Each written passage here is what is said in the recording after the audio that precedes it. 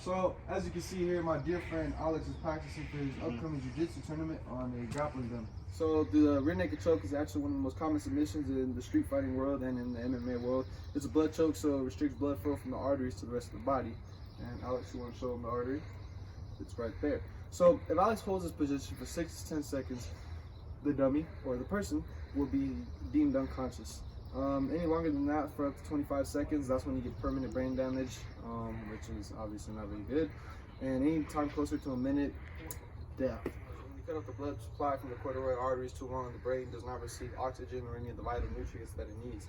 So over time, when this happens, it shuts off. The feeling of going unconscious is kind of quick and simple. It can be described as tunnel vision, or like kind of like resuscitation of your consciousness kind of just receding.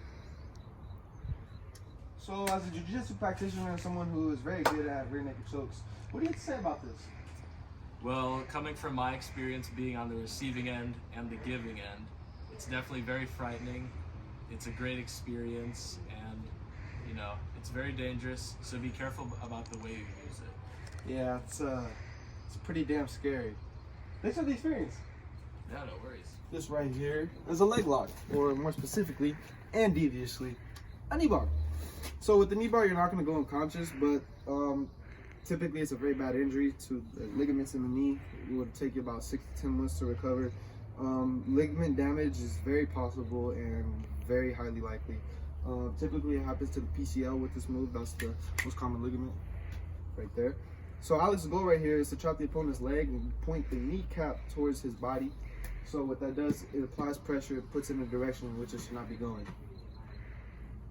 Okay. So what this does, it creates a pain response, and just like the immune system, when it goes to work, it's going to create a very bad inflammatory response and cause a great deal of swelling. Ouch.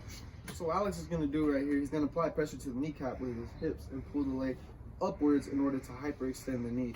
How much pressure Alex puts on his opponent is kind of personal preference and whether he has control of the situation.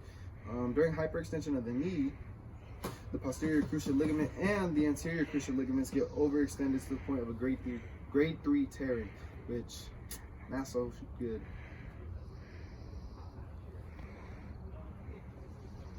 The rear naked choke is one of the most common and Tell me. I thought we were doing that part.